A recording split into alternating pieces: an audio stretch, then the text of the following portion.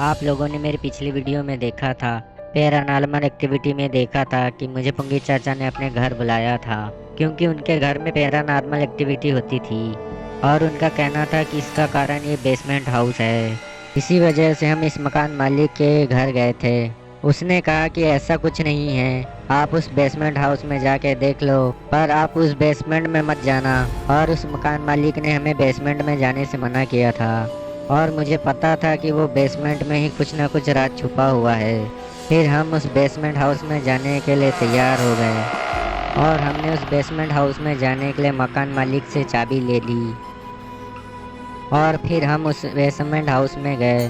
अंदर का नज़ारा बहुत खौफनाक था। मैंने पुंगी चाचा से कहा कि हमें उस बेसमेंट में चलना चाहिए और उसे देखना चाहिए।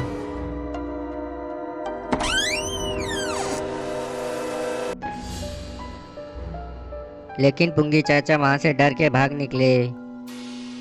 अब मैं अकेला हो गया था।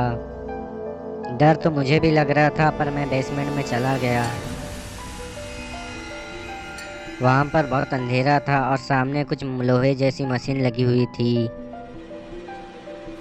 और जब मैं अंदर गया तो वहाँ पे कुछ अजीब सी चीज़ रखी हुई है और कुछ चमकदार बक्से हुए रखे हुए हैं। और मुझे ऐसा लगा कि उसमें से एक बक्से को खोल के देखना चाहिए कि उसमें क्या रखा हुआ है। और मैंने उसमें से एक बॉक्स खोला तो उसमें बहुत सारे सोने के सिक्के रखे हुए थे और तभी सायरन बजने लगा। मैं वहाँ से फ़ौरन निकलना चाहता था, लेकिन वहाँ रखे बॉक्स को भी देखना चाहता था कि उनमें क्या रखा हुआ है।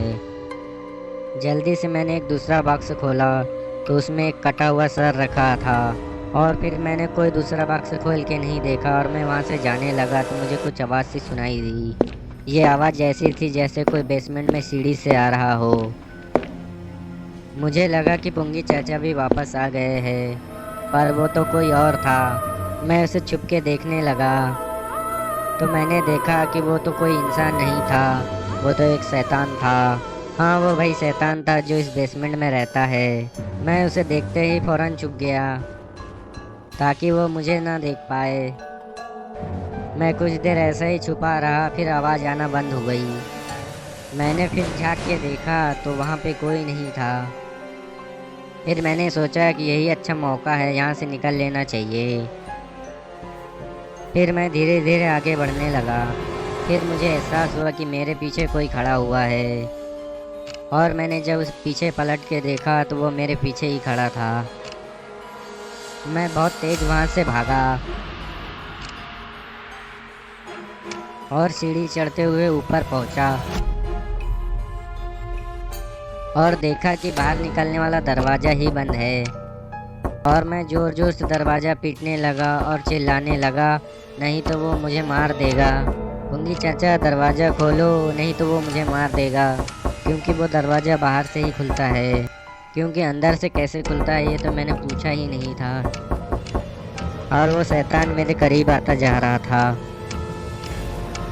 और तभी दरवाज़ा खुल गया था। पुंगी चाचा ने मेरी आवाज़ सुन ली थी क्योंकि वो बाहर ही खड़े हुए थे। और फिर हम वहाँ से भाग निकले। फिर हम दोबारा उस बेसमेंट में वापस कभी नहीं गए।